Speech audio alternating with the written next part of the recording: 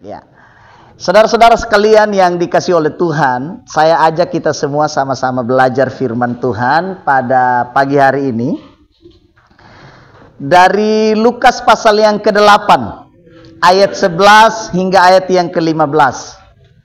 Lukas pasal yang ke-8, ayat 11 hingga ayat yang ke-15. Saya akan bacakan firman Tuhan untuk kita semua. Inilah arti perumpamaan itu. Benih itu ialah firman Allah. Yang jatuh di pinggir jalan itu ialah orang yang telah mendengarnya. Kemudian datanglah iblis lalu mengambil firman itu dari dalam hati mereka, supaya mereka jangan percaya dan diselamatkan. Ayat 13. Yang jatuh di tanah yang berbatu-batu itu ialah orang yang telah mendengar firman, menerimanya dengan gembira, tetapi mereka itu tidak berakar. Mereka percaya sebentar saja, dan dalam masa pencobaan mereka murtad. Yang jatuh dalam semak duri ialah orang yang telah mendengar firman itu, dan dalam pertumbuhan selanjutnya mereka terhimpit oleh kekhawatiran dan kekayaan dan kenikmatan hidup, sehingga mereka tidak menghasilkan buah yang matang. Yang jatuh di tanah yang baik itu ialah orang yang setelah mendengar firman itu menyimpannya dalam hatinya yang baik dan mengeluarkan buah dalam ketekunan. Amin buat pembacaan firman Tuhan ini. Bapak Ibu saudara-saudara sekalian yang dikasihi oleh Tuhan, dalam pembacaan ini saya kasih tema sederhana dari firman Tuhan adalah 4 model orang dalam menanggapi firman, atau 4 jenis orang dalam menanggapi firman. Bapak Ibu saudara-saudara sekalian, menarik apa yang kita baca pada pagi hari ini. Tuhan Yesus baru saja memberikan perumpamaan tentang seorang penabur. Ya. Dan dia menjelaskan tentang 4 model orang dalam meresponi firman Tuhan. Jadi ternyata ketika kita mendengar firman, ada 4 model orang, atau ada 4 jenis orang dalam menanggapi firman. Model yang pertama di sini dalam ayat yang ke-12, yaitu model pinggir jalan. Katakan bersama saya, model pinggir jalan. Ya. Model pinggir jalan ini Bapak Ibu sekalian dikatakan orang yang mendengar firman, kemudian datanglah iblis lalu mengambil firman itu dari dalam hatinya, supaya mereka jangan percaya dan diselamatkan. Model ini banyak sekali. Kita baru dengar saja firman dari gereja misalnya, tetapi tidak lama langsung firman itu hilang dari dalam hidup kita. Hilang dari pikiran kita, hilang dari hati kita. Dan firman Tuhan berkata, iblis yang bekerja di situ mengambil firman itu dari hati kita, dari pikiran kita, sehingga firman itu tidak benar-benar tinggal di dalam hati kita, di dalam pikiran kita, di dalam perilaku kita. Firman itu hilang begitu saja, padahal baru didengar. Ini model pinggir jalan. Iblis datang mengambilnya. Bapak Ibu saudara sekalian yang dikasihi oleh Tuhan, ini sering terjadi. Ini sering terjadi.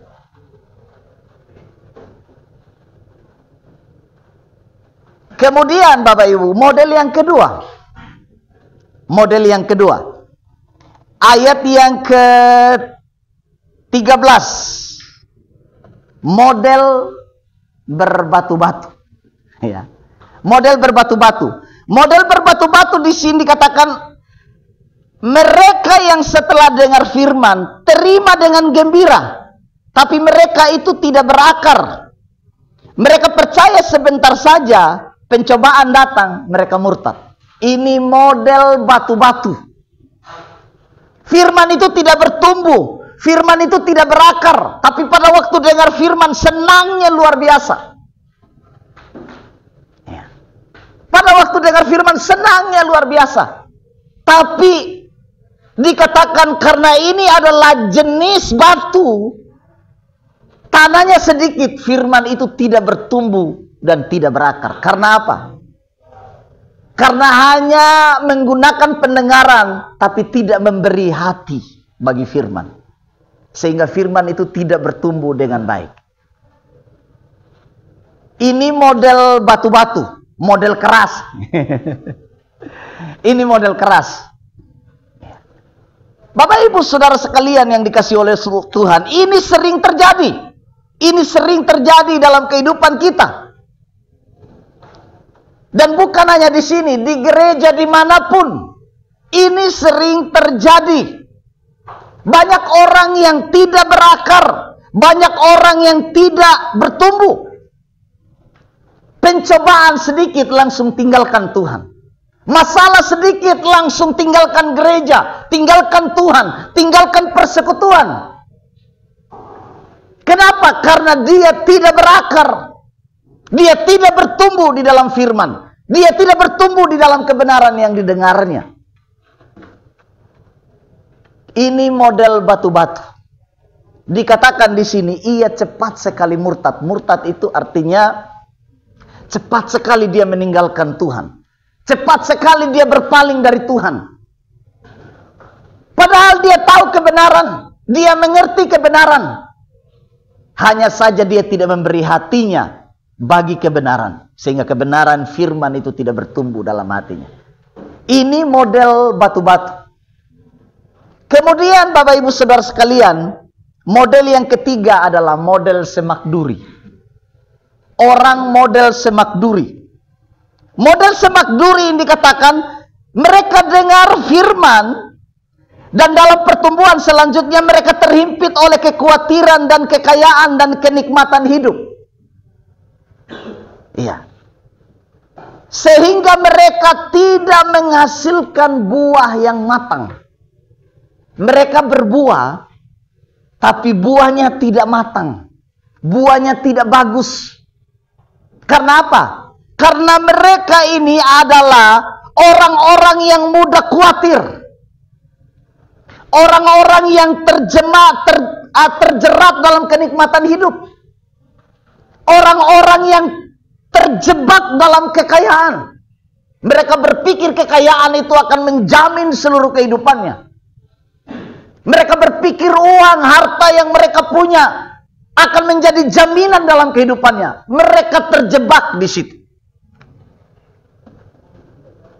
Bapak Ibu Saudara sekalian, Indonesia sekarang ini sedang darurat korupsi. Sedang darurat korupsi.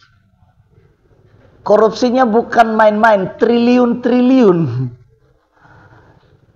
Korupsinya tidak main-main, triliun-triliun. Inilah ciri khas orang yang terjerat dengan kekayaan. Hanya mau kaya, lalu korupsi. Ini Indonesia sedang darurat korupsi sekarang ini. Inilah contoh orang yang terjerat dengan kekayaan. Kemudian dengan kenikmatan hidup. Bicara kenikmatan hidup, bicara soal sesuatu yang menyenangkan tubuh ini, menyenangkan daging ini. Berorientasi pada tubuh, berorientasi pada daging kita. Kesenangan hidup. Orang tidak lagi peduli Tuhan. Yang dicari adalah bagaimana supaya ia senang.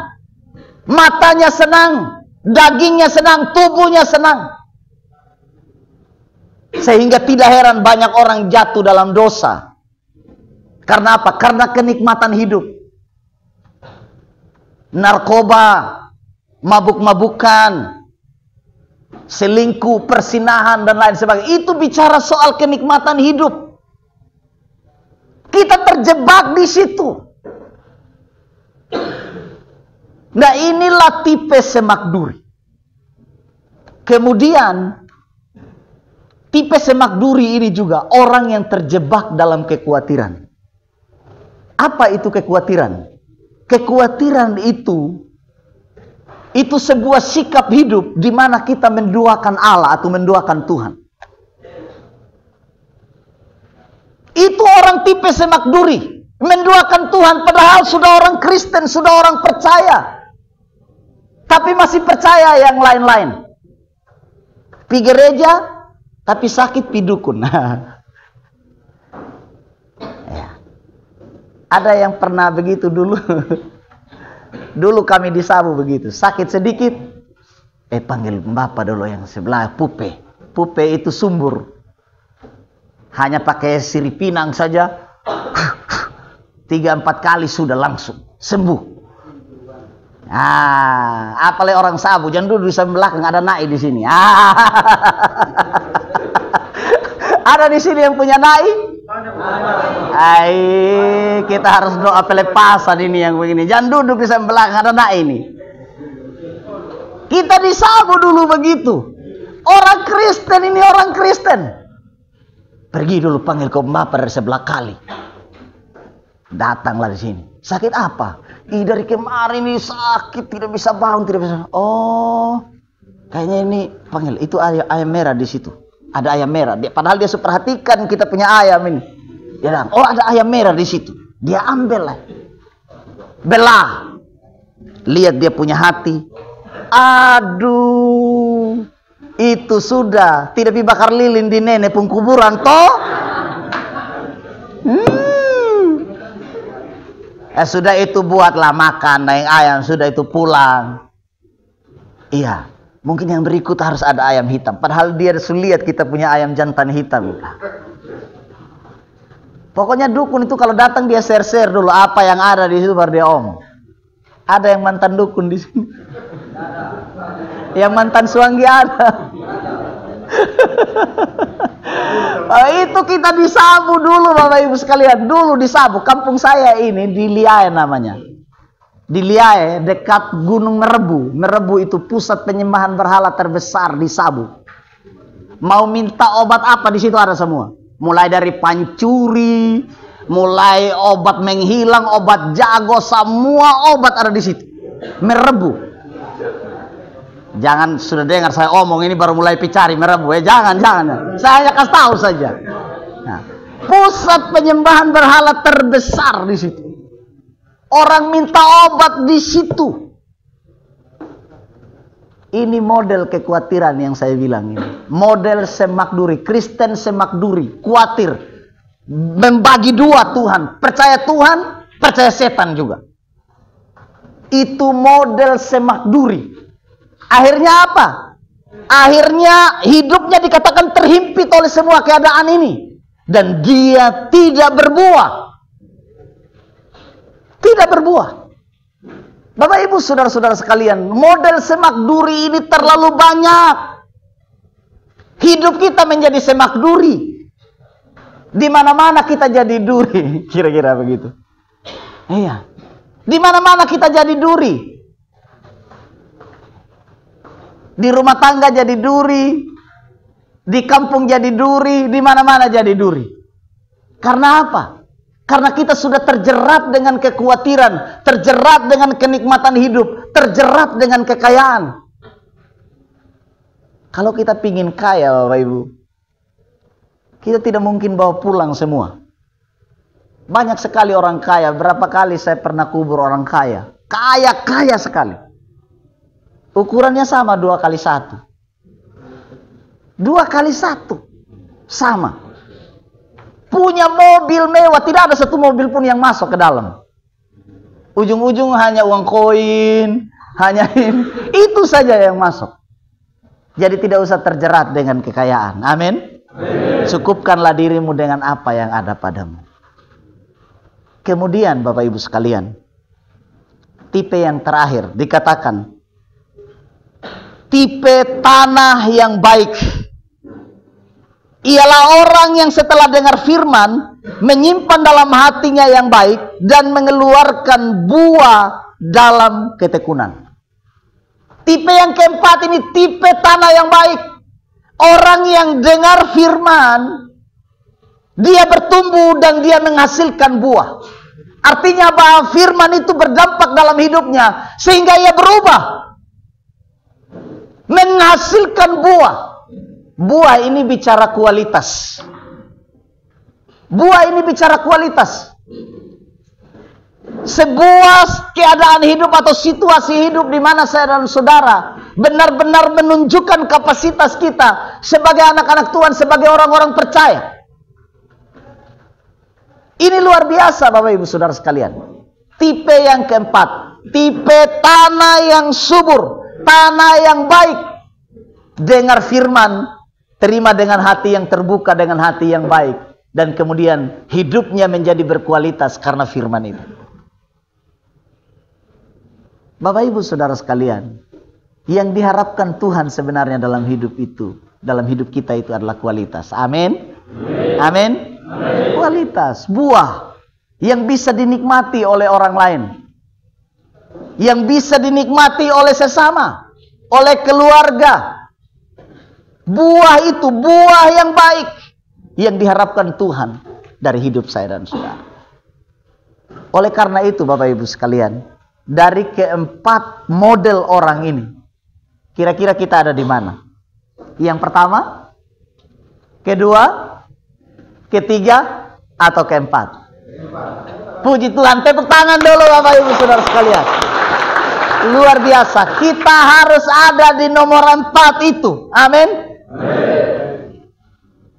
Tipe tanah yang baik yang harus menghasilkan buah, di mana hidup saya dan saudara berkualitas dalam ketekunan. Dalam ketekunan itu artinya bukan hanya berkualitas sehari, berkualitas terus menerus sampai pada akhirnya.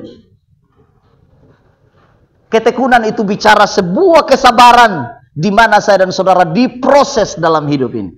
Jadi ketika saudara-saudara sekalian ada di tempat ini bagian dari proses Tuhan bagi saya dan saudara, di mana kita bersabar dalam ketekunan untuk menghasilkan sebuah kualitas kehidupan yang lebih baik dari hari ini. Amin. Bicara kegagalan, semua orang pernah gagal. Bicara dosa, semua orang berdosa. Bicara jatuh, semua orang pernah jatuh.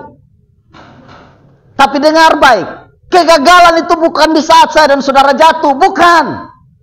Kegagalan itu adalah di mana saya dan saudara tidak mau bangkit dari kegagalan. Itu baru kegagalan. Jadi di saat kita jatuh berarti bukan gagal. Bukan gagal.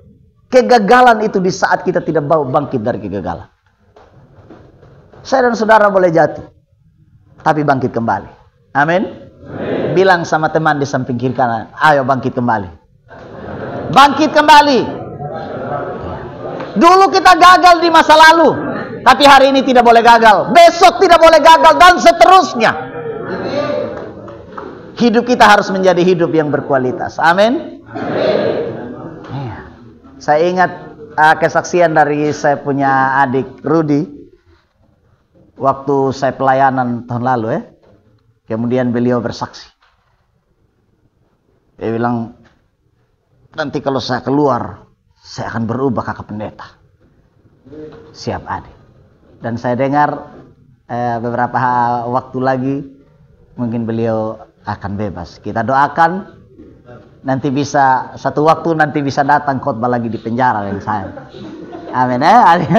Iya, bisa datang isi lagu, kesaksian, dan bisa beri motivasi bagi teman-teman yang lain. Kemarin ada satu anak Tuhan berkunjung ke gereja di Kampung Baru.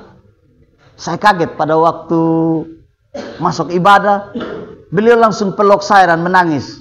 Bapak, saya sudah bebas sekarang. Saya sudah bebas. Terima kasih untuk pelayanannya selama ini di lapas. Saya lihat. Oh, saya baru ingat. Saya peluk dia dan saya doakan. Puji Tuhan, luar biasa. Ada perubahan yang luar biasa. Itu bicara kualitas. Amin. Ketika kita berubah, berarti kita memiliki kualitas yang baik. Amin. Biarlah firman Tuhan ini kita bawa pulang, dan biarlah hati kita menjadi hati yang subur untuk firman ini bertumbuh dan menghasilkan buah. Amin.